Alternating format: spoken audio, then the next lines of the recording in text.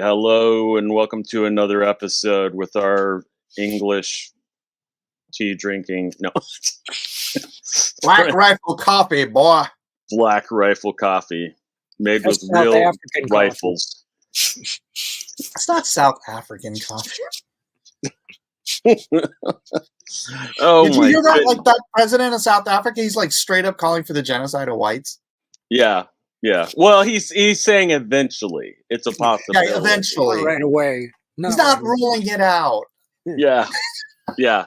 This is true for anybody who has not heard or seen it. Yeah, you might want to check it out, or if you're like the two guys on the top here who are extremely white, you may want to avoid visiting Africa. I'm just off-white. Yes. I claim American Indian heritage. Yeah. My children do too. They're they're Chiricahua. So if you don't know, this is Mike S. Miller. Salute. Mike, Baron and I have both known Mike for a while now. Jeff, I don't even remember how long I've known you. It's like I know it's 1999 like, or something. Or you weren't in the Christian Comics Yahoo group? You know what? I was, but I wasn't super active. Checking out all the kids, stuff before Facebook and YouTube, yeah. There were these things called message boards and email lists. And that's how groups of people gathered together to share ideas. We will go way back to when Mike originally got into doing comics or story, or when he first started, I guess, seriously thinking about that. I assume you were drawing things in school and thinking about stuff. No, I just started drawing comics one day and got a job. Wow.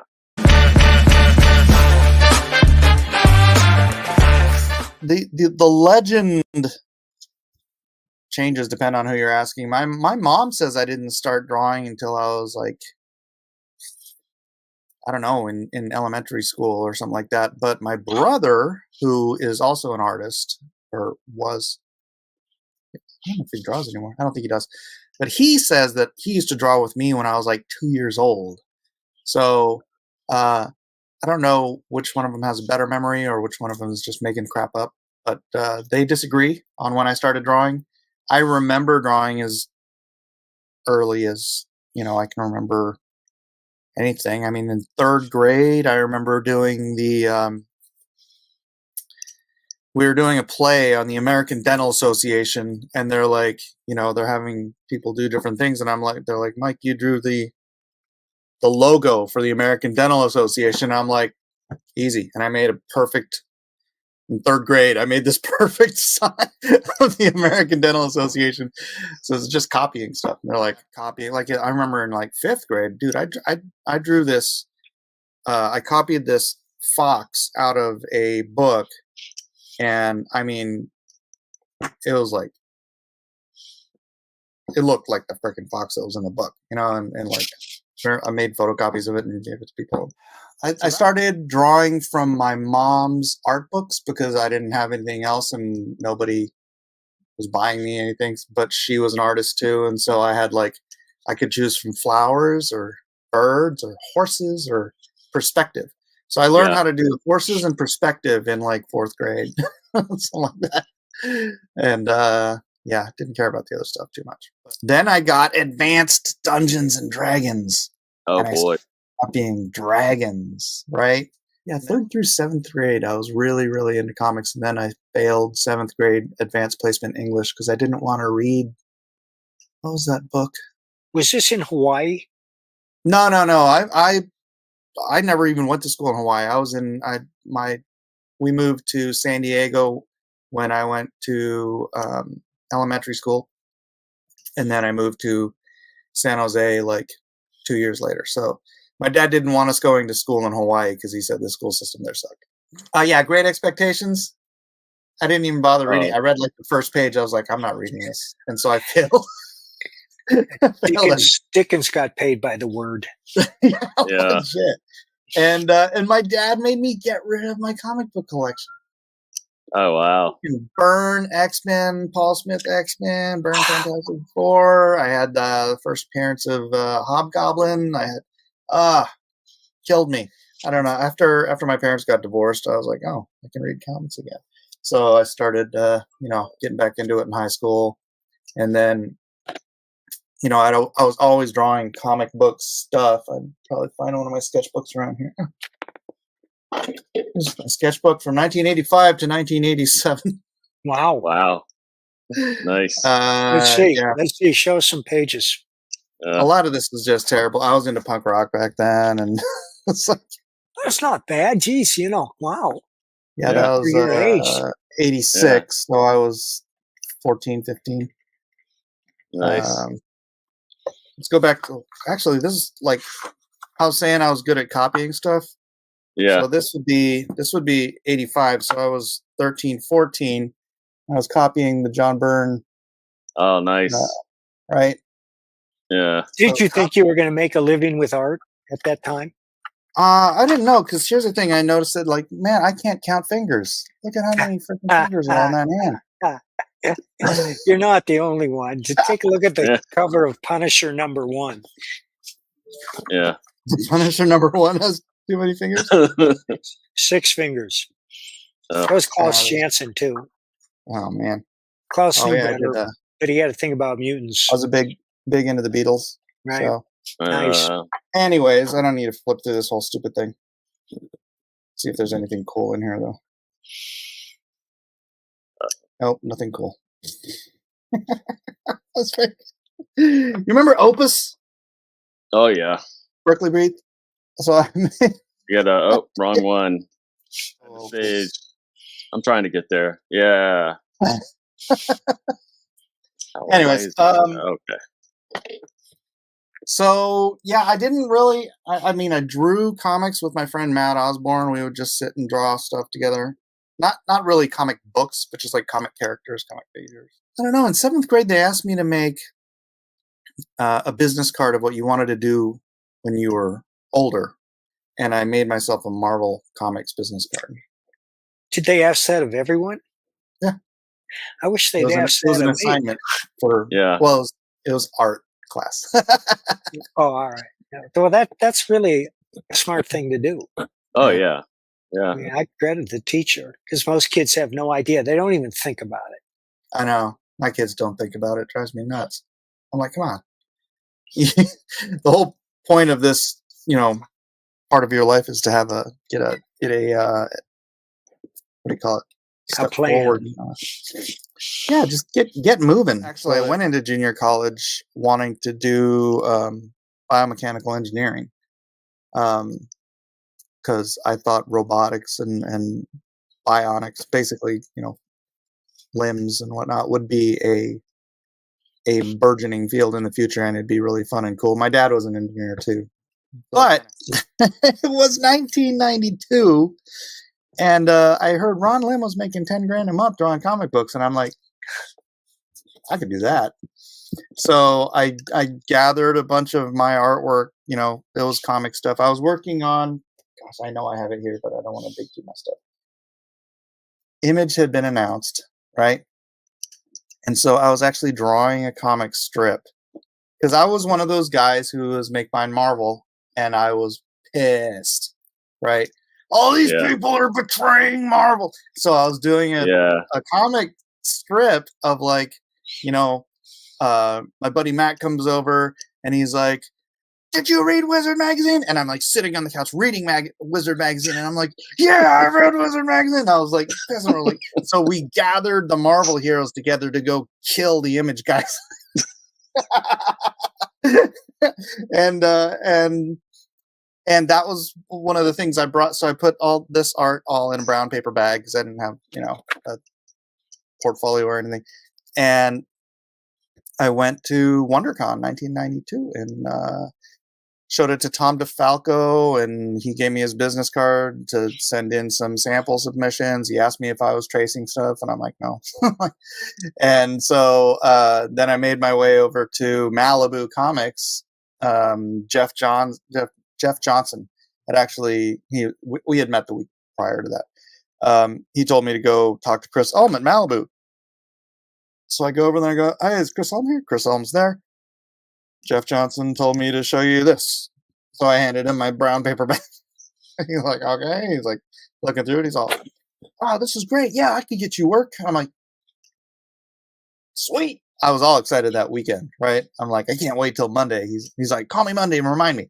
And I'm like, I will. And so instead on Monday, what I did was I scanned, I took a Xerox of, remember in the old Wizard magazine, you could get your art published in there if you did a cool character with the wizard cloak on, right?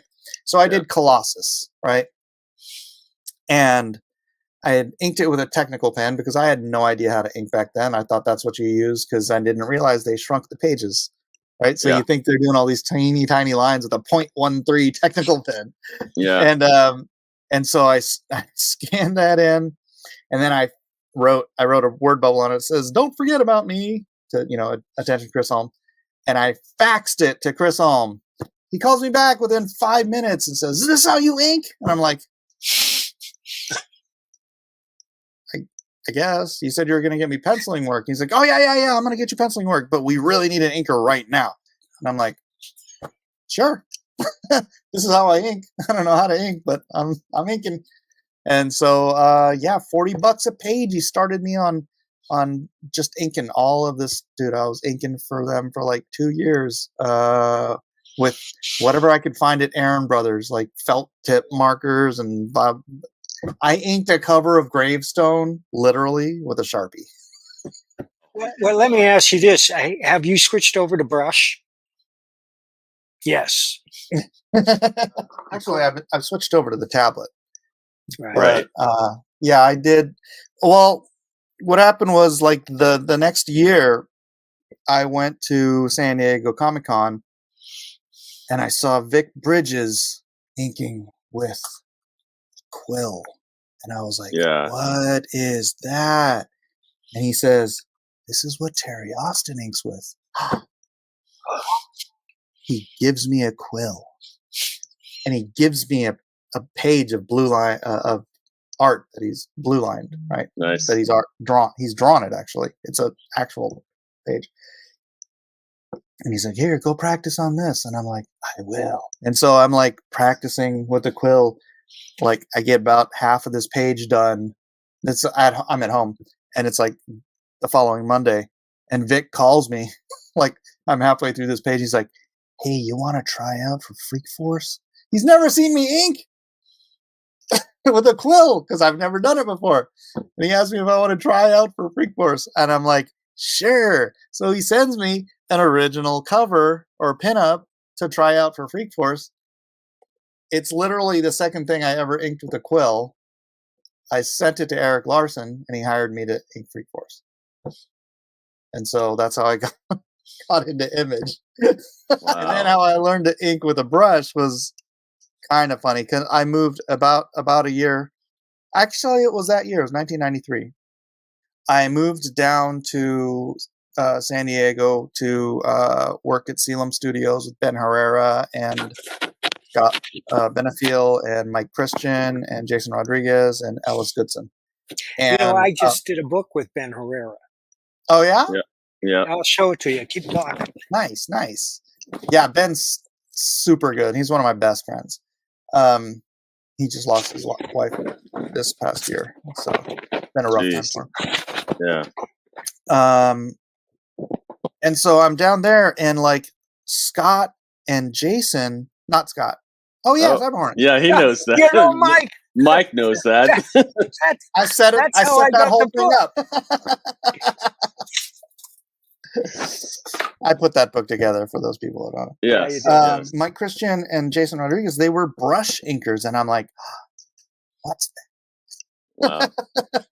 And they're like, this is how Mark Farmer and blah blah blah inks, and I'm like, cool. And so I get myself a Kolinsky Sable brush, and I had just been hired to do an issue of The Solution over Derek Robertson, and so I'd never used a brush before, but I learned on that issue. Just I did a tryout page for Wildstorm. It's like they had this page they do at Wildstorm where they had Jeff Campbell. They had what is it with people named Jeff who don't want to use their name Jeff? Jeff? I don't know. See, I've already covered this on here, but I'll say it again for you. One of the reasons is because I was doing music before I switched to writing. So I wanted people to see me in a different light. Yeah. Well, yeah. J.S. Campbell. Yeah. It had his art, and it had, I think it had some Matt Broom on there, and some Ryan Benjamin, and some Jim Lee. So all these different artists from Wildstorm, all on this blue line thing that they gave to people to sample out. And so I did the sample on that, and Alex Garner and Jim Lee were like, best friggin'. Hey, how you doing? Cam is making a cameo. Uh-oh. Gotta go. And Cam. Gotta go. That's it. And Cam. And yeah, so yeah, but I never started out to be an inker. Do you have a overall favorite way to ink?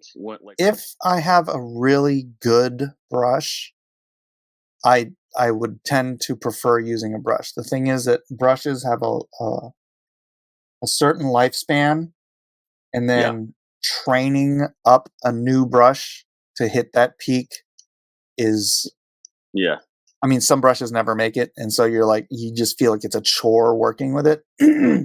But a perfect brush is like that's heaven, for inking. Otherwise, I'll use a quill or a combination thereof, depending on what the texture is or the line weight. I've had my entire career of being inked by just terrible inkers. But the guy who inked me the most like I would ink myself was Rick Ketchum. Rest in peace. Yeah. That guy was like really, he inked a lot of my X-Man stuff. And I would have opted for him to ink stuff all the time. You went to doing image stuff from Malibu? Actually, I went from Malibu to Marvel. Okay. Like I said, I talked to Tom DeFalco, right? And so I'm sitting there and I'm doing all this inking work for Malibu. I'm also doing the covers. My first pencil gig was covers for the Protectors newsstand covers. Like they had the newsstand, they had direct market covers. Yeah.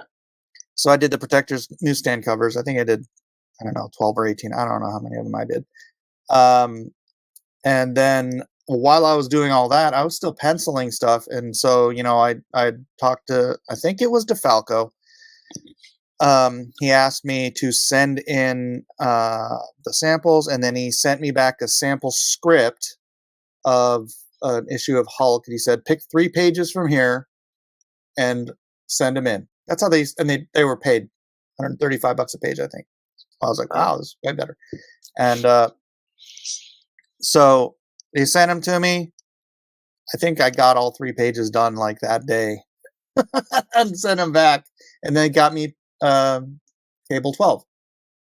Cable issue 12 was my first penciling work for the industry. So I was, at that point, I'd started penciling. And then from Cable 12, I went and I sent stuff to DC too. And Brian Augustin called me up and he offered me a miniseries called Triumph. So I did that, and I was like, I'm like, can I ink this myself? No, you can't. Come on, let me just ink. And then we got kind of late on the last issue, and I'm like, hey, you want me to help catch us up? I can ink this myself. And he's like, yeah. So I did, I think he inked like the last half of the issue, and he's like, man, I should have had you ink the whole thing. I'm like, thank you. My first exposure to Mike's work was Meg. Was it? What? Yeah. Probably actually seeing and knowing it, because you probably saw like Adventures of Superman and some other stuff that you've done. You just didn't realize it was you. Saw it. Yeah, but I mean, Meg knocked me out. I didn't realize how good a penciler you were until I saw that. Jeff sent me that. We've been trading books back and forth. And as a display of gratitude, I'm going to send him a copy of my book, The Architect. Yeah. I kind of squirted that book out, though. Yeah. I mean, that was fast, and that was fast because we were trying to get it done before the movie came out. Yeah, So we were Jeff was there. busting our That butts. was, whew. Yeah, that was everybody was working fast on that one. You can't tell you were hurried. Doesn't show. Well, and and at that point too, he'd been a professional for so many years. That's why it matters to become good at your craft, because you're gonna have stuff like that come up. And I had Eric Nienotowski inking my background. Yeah. Was that it? Did you do that digitally? I did the pencils, and all the pencils were digital. So I drew it, and then I would ink the characters, and then send them over to Eric, and he would do the backgrounds, ink my backgrounds. So yeah, that was a whole lot of that was a crazy roller coaster ride of speed. It's better than the movie. And that's what's based on the novel. Too, but yeah, it's actually based on the novel. You're talking about X-Man. Yeah. That was the first time I really got to functionally change something in a story, because I hated that X-Man outfit. Freaking hated that stupid leather jacket thing. Yeah. And so we got to a place in an issue where he was visiting Scott and Jean, and I'm like, can I design a new X-Man costume and like have him get his destroyed in this fight? And so I was like, dude, X Factor costumes were kind of cool, but I hit it with that big fat black line to outline the X on it. And I'm like, let's just say that Scott has this unused X Factor costume, and he gives it to Nate, and he still has his belt. So you slap that belt on that cool and then that's when I thought I gave him a really cool looking costume. And then I got to see Alan Davis draw that costume in a crossover, and I was like, my life is complete. It was cool. I got to rewrite that page too, because it wasn't in the script. Mike loves it when people rewrite his pages, when the artists do that. To other people, Mike is a good writer. Even though yes, he is. Baron's okay. Oh, rude. I mean, he's okay. I mean, yes, Mike Baron is a good writer, but Mike Miller is a very good writer too. Well, and this is a perfect opportunity to talk about Lone Star. Yeah. Yes, Lone Star. Where did Lone Star come from? Alt Hero. Remember Alt Hero? Yes, I do. In fact, I have that book on my shelf. Yeah, it did. It was, look, I had already been planning on doing crowdfunding, because a friend of mine, why am I drawing a blank on his name? Anyways, a friend of mine, he does this thing called the Undress, and gosh dang it, I don't feel bad for forgetting his name. I just talked about this the other day. Yeah, where's my Prevagen? Anyways, he was like, he would do these like $500,000 campaigns, and I'd known him from like decades back, and I bumped him into him at Comic-Con, and he was telling me all about crowdfunding and how you could make all this money, and he's like, and he told me, he's like, first thing you have to do is you have to build an email list of 4,000. So when I was going to cons, I started collecting people's email addresses, and I was like, I should have been doing this the whole time. Yeah. But everybody, collect your fans' email address. When I saw Alt Hero, I was like, you know what? There's a market for patriotic characters, and I was like, I've always wanted to do one, but it's so hard to come up with one that just doesn't remind everybody of Captain America, which ultimately still does, right? Right. And so the flag motif is really kind of, it's hard to make one that's anyways, your hero is only as cool as your villain, right? That's why Batman is so cool, and that's why Iron Man sucked, because Iron Man's rogues gallery was terrible and Batman's rogues gallery was awesome, right? It's like Iron Man as a character doesn't suck per se, but it's like what are you putting him up against? You putting him up against a bunch of Iron Man also rans, right? Right.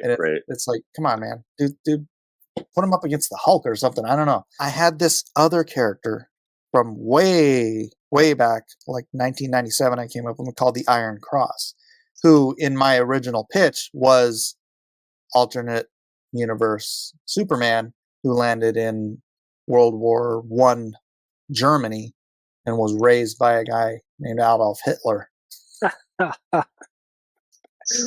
and I loved his design, and I loved that, you know, I had this whole backstory for him and how he killed off all of the JLA, like independent of them becoming the JLA. Batman comes over to Germany and tries to take out this Ubermensch, and Superman kills him. And it's like, and I was like, you know, DC's like, yeah, we're not putting the swastika on Superman. I'm like, it's an iron cross. They're like, yeah, we're not doing that. And they said, you know why? They said Neil Gaiman had actually pitched a similar idea, and they turned him down. So there's no way that you're doing it. Yeah. Yeah. And so I had that character who I always thought was just super cool in the back of my, you know, in my chamber for decades. And I'm like, all right, I got a super, super cool bad guy I'm going to use to make my good guy even cooler. Right. And then I had this vampire trilogy called Bloodborne that I'd come up with around the year 2000. And then I had this other story called The Unknown Soldiers, which was sort of my G.I. Joe. And the entrance to their base was the Tomb of the Unknowns. So I was like, I had all these different ideas. And so I mixed up all this different stuff to make a very rich background, 99% of which I don't even get into in the comic because it's there, and it's stuff I can, you know, go back to. Something I'm working on now kind of turns that on its head, but I want to talk about it, but I don't want to talk about it yet. Well, you know, when I first heard of Lone Star, I thought, oh, he must be from Texas. Yep. Yep. He's from a little town outside of Corpus Christi. Was it Abilene? I forget, but that's where he originates. That's where his little brother George gets killed. His mother gets raped, and because his father is a traveling salesman, and then he leaves and crosses his fingers behind his back, joins the Navy, becomes a pilot, and then by the time World War II comes around, he's like the best pilot, and so he gets you know, tasked with taking out the Iron Cross with these. See, and this is part of the stuff I got to weave in all that stuff because so in the Iron Cross story, which again, none of this is in the book, and one day I'm going to do the whole Iron Cross thing. Remember Sean Jordan, Jeff? Yep. Yeah, he was going to write Iron Cross with me. Right. Wow. So I actually have like the first 8 pages of the Iron Cross penciled. He was another great writer. Sean Jordan. Oh, Sean Jordan. Yeah, he used to write stuff with me at Alias. It's like that Christian Comics Yahoo group. I did a writing competition, and I said I did a little setup, and I said, write me a page of this, because I was like the only real pro in there. Like everybody else was guys who wanted to be in the industry, and like lots of writers. And I said, this is the setup. Write me 3 pages. Right? Was Ben a part of that? As far as that's how I hired the thing. I didn't know if he submitted a thing for that. Yeah. So after I got all those submissions in, and you can tell after about half a page if somebody's a good writer, right? Yeah. But so, Ben Avery and Sean Jordan stuck. They were just the cream of that pile. It's a funny thing. In comics is a lot of artists don't know what good writing is. So they end up hiring people who they don't understand aren't good writers. Or they write it themselves. Without a clue how to write a story, right? And but somehow or another I understood what good writing was. And so when I picked out when Ben, I mean, Jeff, you know what a good writer Ben is, right? Oh yeah. And Sean was fantastic too. And so those two stuck out. And so I started working with them on different projects. Ben ended up being the guy that did all the Hedge Knight adaptations. Right. I sent samples to George, and George picked Ben, right? Because George knows good writing too. Yep. And that was how all that worked. And that's why I hired Mike Baron for Cyber Hornets. Yeah. Well, and you were originally talking about just good stories, and I've hired this with Lone Star. Too. Yeah. Whose name we still don't know. No, he's probably him too, but yeah, he was talking about me. Jeff and I have worked on White, where we worked with Ted Decker and fixed his story. Well, I don't. Yeah, I mean, it made things, especially and it's funny. He was kind of like you as far as he kept having all these opportunities and all these jobs to like write novels, so he's just cranking crap out too. Yeah, and there's no way that you can properly plan and outline everything and then stick to it when you're following it, when you're just cranking out that much stuff. So yeah, we did. There were some things but White was his thing. Like black, red, and white was sort of the thing he was known for. And we were doing the graphic novel adaptation, and it was so funny because we got to the climax of White, and I'm reading the book, and I'm like, that's functionally impossible because he has the character's blood formulated into a cure for this disease, and then inoculates everybody on Earth. And I'm like, you can't go around sticking 8 billion needles into people. I'm like, so I call him up. I'm like, hey, we're going to change this so that basically they create an aerial or an aerosol borne thing. And they just crop dust the planet. And he's like, oh yeah, that's way better. Yeah. You'd have a whole bunch of people complaining about that. I did not agree to be crop dusted for this disease. yeah, exactly. You should have let me die. Yeah, so we worked on that. We worked on Meg. We've written a movie, a full-on screenplay together. Yeah. Just one or more than one? Just one. I think we were talking about some other stuff, but yeah. We wrote a screenplay together called "It's a Miserable Life," which is it's a wonderful life, but the guy actually wants to die at the end. It sounds like a real crowd pleaser. The uplifting. No, but that's the great twist, right? Right. Yeah. Yeah. Dang it! I want to make that. Do you think right now with like the comic industry or I don't know, entertainment industry or whatever, that it's pretty much crowdfunding is the way to do it? The direct market,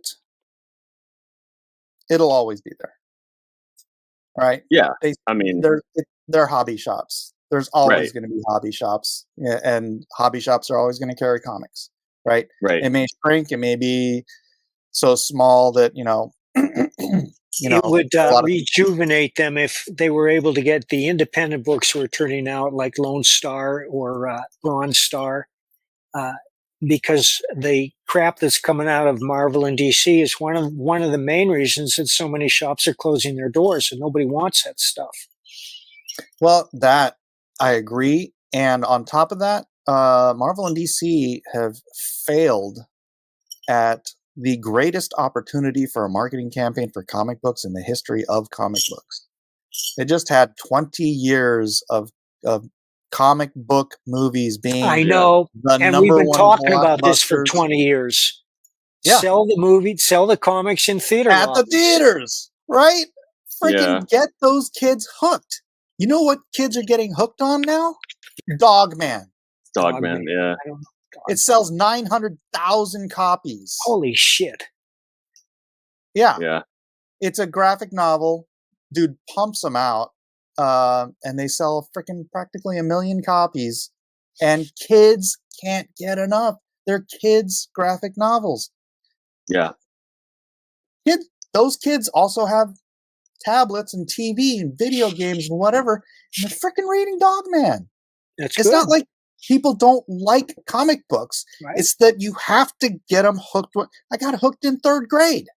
How old were you when you picked up your first comic and you said, I love this art form? It was like 11 or 12. Jeff? I've never seen a comic I liked, so. For me, it was No, Uncle Scrooge. Yeah, no, I was probably 2nd grade, I think. Yeah, right. And so it's there. The medium sells itself if you can get it to kids before whatever. I mean, look, man, Webtoons is comics. Yeah. Webtoons has 80 million daily users. Yeah. Every day. 80 million people log in and read Webtoons every freaking day. That's insane. The comics are not going anywhere. They may transform, and we may have to chase the crowd to get to them. Or, look, Rippa, Nerdrotics, Right. Shadiversity, Razor Fist. Dude, just the guys I just named out of that space. That's probably double the audience of the American comic buying audience. If you can market through them, like say you had a couple $1 million and you're like, I'm going to sponsor all of your shows. I want you to promote my comic book company and tell people to go to the stores and buy my comics. You'd have the #1 comic in America. You know, Just I'm for writing marketing. for Rippaverse. I know. He knows. I know. How's that going? Great. Yeah. Yeah, I was there hanging out at MegaCon with Mike Barron and the Riververse people, and man, the lines that they had to see them constantly the whole time. I mean, that's what I was like, I've never seen that, at least not for a long time. Been a minute, right? That there were like those long lines, even when they left. When Mike and Eric and everyone left to go to a panel for an hour, there were still like 200 people in line. Wow, like, really? Waiting to get to their booth. I'm like, dude, this is big. I was like, this is really, because that was my big question was, is this really going to translate in the cons and stuff like that? And I'm like, dude, this is actually really big. Look, I think Rippa would behoove himself to go to Diamond, get his books in all the stores, like an alternate cover or something like that, a direct market only version that you can get, and then tell his audience, go to the stores, tell your shop owner to order this book. If you can sell, 40,000 copies of Isom on your website and make $3.5 million, that's freaking fantastic. But if you can sell 40,000 copies in comic book shops, you're the #1 freaking graphic novel of the year. Yeah. They can't ignore you at that point. You know what I'm saying? Yeah. Yeah. And almost everybody that came to the booth was spending a minimum of $20, if not $30. Yeah. And I mean, and as I said, they're just constantly like 150, 200 people in line. I mean, that's awesome. I think, gosh, Eric has so much potential. Mike, I think your book's going to do fantastic. So I kind of prognosticated this stuff, which is not to say that I'm going to be accurate in the future of my predictions. But right. From Isom #1 to Isom #2, I figured there'd be about a 50% drop off because you're going to get the guys that are just there to get the first tchotchke. Right. And then you're going to get that drop. And I was like, from Isom 2 to Alpha Core, you're going to get about a 50% drop off because half of those guys are only there to support Eric. So they're not going to buy some book that somebody else does. Now that you're down to that area, I'm pretty sure the other books are going to do about that range. And then as he builds his audience, it'll be like the comic shops where they like slowly grow over time. So I think you've got over $1 million foundation. I don't know if that's true because, Alpha Core brought in $1,300,000. Yeah. Yeah. Well, what's not true though? What isn't made that equal to they the made previous that much. books, or did they do better? No. The first book did 3.7. The second book did about 2.4, And then, all right, well, okay, you're right about that, but I think that now that people have Alpha Core in their hands, it's going to increase sales. I think so too. But no, Well, I think Rippa's got a fantastic foundation and could make a big difference in the space. And I mean in mainstream comics, if handled right. I think primarily people crowdfund just to make a living and stick it out in an industry that has rejected, first of all, rejected professional page rates. Yeah. Because, it's like you price yourself out at a certain rate. I was like, what do you mean? I can get this guy from, right. Oh, yeah. hungry, starving artist who's doing fantastic work, and he only wants $150 a page. And you're like, I have 5 kids to feed. Yeah. It's like big difference. But no, I think a rejuvenation of the direct market through the kind of advertising and stuff that I was talking about, and taking over the number 1 spots from Marvel and DC and Image on a regular basis is the way forward. That'd be a smart move, especially as different things come up with their copyrights expiring and stuff too. I mean, we're not too far away from some of the, about 10 years away from Batman and Superman and a bunch of the other things. So in some ways that writing is on the wall too. It's the same thing as all the Mickey and every. I mean, it's got to be a version that was that version in the very beginning, but still, I mean, and people want new stuff, but the money people like behind a lot of the big companies want sure bets, and so they're like sequel, sweet sequel, and keep it, but it's like, man, people want good stuff, and if you have good people, you can crank out. I mean, this is why you see a lot of stuff that gets mashed up being so successful, like the Pal World thing, right? Yeah. It's a mashup. It's Fortnite and Pokemon. So you mash up the 2 most popular things. People want familiar but new. That's right. Yeah. Yep. You want to evangelize comics, right? And you want to evangelize good stories with good morals and good ethics and not nobody likes getting beaten over the head with the the moral of the story, but you got to get them to the people and bring them into your space. You're fighting a culture war. I'm fighting a culture war.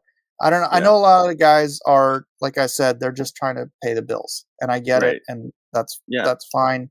100% understand that. My purpose is not to make money. My purpose is to make a difference, and that is why I'm doing stuff behind the scenes. I know I haven't been putting books out and all that kind of stuff, but I'm fighting the culture war. I have a goal and a vision, and I believe it's from God, and I believe He's going to fulfill it. So I'm just putting bricks down, right? I am building a foundation, and at some point I'll release and express what I'm doing, and hopefully I'll have the backing required to actually make a difference. I'll be honest, I made some really good investments in crypto, and I could probably get away with not working. But I'm not the type of guy who's going to sit there and not work. And if I'm here to serve a purpose, I have an entire career of skills and connections that can't go to waste in serving a greater purpose than myself. Well, and I think right now too, and this is one reason why they're doing the VeggieTales movie and all this other stuff, is because it's a good time to put out stuff that has other content with like Angel Studios and some of the other things, kind of like what you're talking about. They're actually, even though some of the ways that they've really gotten going is through their apps and things like that, is how they've kind of raised money and gotten people to invest in it. But like, they're making noise, in the movie theaters and selling a lot of tickets, and just showing there is an audience out there that. No, there's absolutely. I mean, it's half the country, And then a third of a third or 2/3 of the rest of the country is open to just being entertained, whether they know they're being taught, quality moral outlooks and worldviews or not. So there's nothing you want to announce or talk about at all. Okay. I mean, you could still go buy Lone Star, LoneStarComic.com before I go to print. It's the third issue. This is a new book. The third issue. It's great. Yeah, it's been done. It's just I haven't gone to print with it yet. So LoneStarComic.com. Is there anywhere else you want people to check out your stuff online, or any social media you want? I mean, I still do my weekly Drawn and Quartered show on blacklistuniverse.com, and lately we've been doing story time and Drawn and Quartered together. So we not only concept a movie idea, we draw like the movie poster for the movie idea. Oh, nice. That's always fun. Very cool. I'm launching Pepe Trump tomorrow. Oh, yeah. Got my own cryptocurrency coming out tomorrow with my Soakverse Labs doing the dev work, and so that should be fun. And that's Wednesday, because this will air Wednesday night. Oh, there you go. Okay. Okay. See ya. See you guys.